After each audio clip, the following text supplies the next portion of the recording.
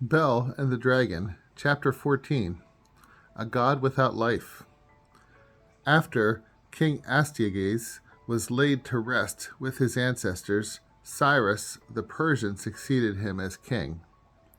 Daniel was a close associate of the king and the most highly respected of all his friends.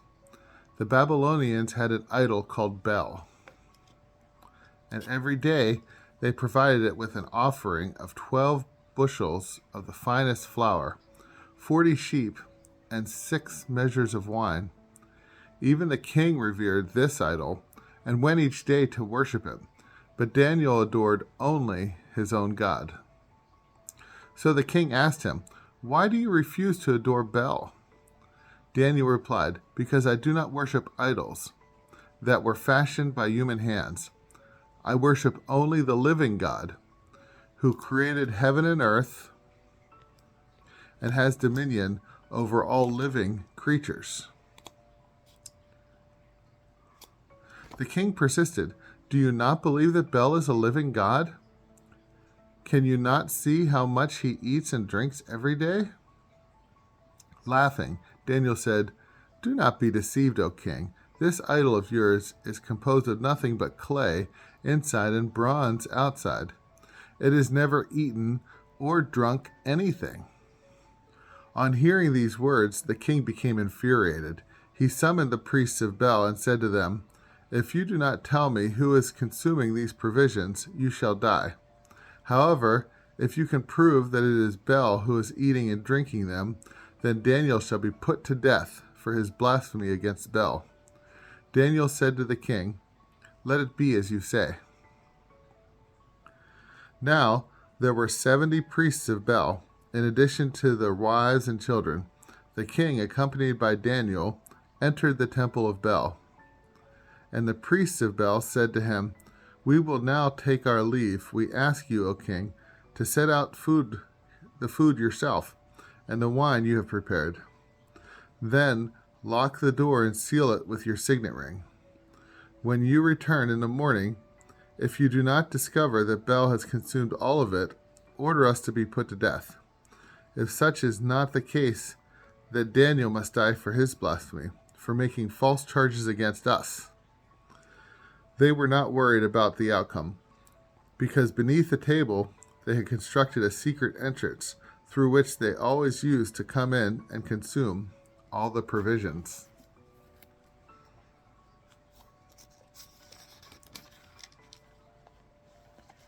After the priests had departed and the king had set out the food for Bel, Daniel ordered his servants to bring some ashes and to scatter them throughout the temple in the presence of the king. They then all went outside, sealed the locked door with the royal signet ring, and departed. The priests, as was their custom, came by night with their wives and children, and they ate and drank everything. Early the next morning the king rose and came with Daniel. The king asked, "Are the seals unbroken, Daniel?" "They are unbroken, O king." He replied.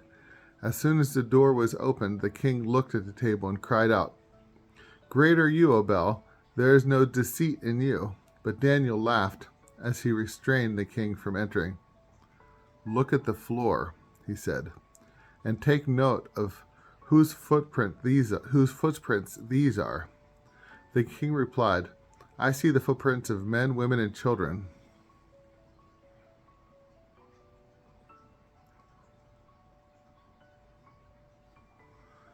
Enraged, the king ordered the priests to be arrested together with their wives and their children.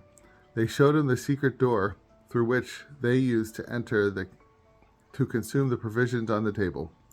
The king ordered them to be put to death, and he handed over Bel to Daniel, who destroyed both the idol and its temple. Again among the lions. The Babylonians also worshipped a huge dragon. The king said to Daniel, "You surely cannot deny that this is a living God. Therefore, I command you to adore it." Daniel replied, "I adore only the Lord my God, for he is the living God. If you give me the permission, O king, I shall kill this dragon without using either sword or club. I grant you permission, said the king. Then Daniel gathered some pitch, fat, and hair. He boiled them together and formed the mixture into cakes, which he placed into the mouth of the dragon. When the dragon swallowed them, he burst open. Daniel said, "Behold what you have been worshipping." When the Babylonians learned about this, they became enraged and turned their anger against the king. "The king has become a Jew," they said. "He has destroyed Bel, slain the dragon, and put the priests to death." Therefore, they went to the king and demanded, "Hand Daniel over to us, or else we shall slay you and your family." Faced with the violent threat, the king was compelled to turn over Daniel to them. They threw Daniel into the den of lions, and he was left there for 6 days. In that den there were 7 lions, and each day 2 human carcasses and 2 sheep had usually been fed to them. Now, however, they were given nothing to ensure they would devour Daniel. In Judea at the time there was the prophet Habakkuk. Having prepared a stew and mixed it in a bowl with some bread, he was on his way to take it to the reapers in the field. The angel of the Lord instructed him, "Take the meal you have prepared to Daniel, who was in Babylon in the lion's den." Habakkuk replied, "Sir, I have never been to Babylon, and I do not have any idea where the lion's den is." Thereupon the angel of the Lord grasped him by the crown of his head, and carrying him by his hair with the speed of the wind, set him down in Babylon above the den. Habakkuk shouted, "Daniel, Daniel, take the food that God has sent to you." Daniel said, "You have remembered me, O God. You have not abandoned those who love you." He then got up and began to eat. Meanwhile, the angel of the Lord immediately carried Habakkuk back to his own country. On the 7th day, the king came to weep for Daniel. When he arrived at the den and looked in, he saw Daniel sitting there. The king cried aloud, "You are great, O Lord, the God of Daniel, and there is no other God but you." He then had Daniel lifted out of the den and ordered those who had plotted Daniel's destruction to be thrown into it. Those individuals were devoured before his eyes in an instant.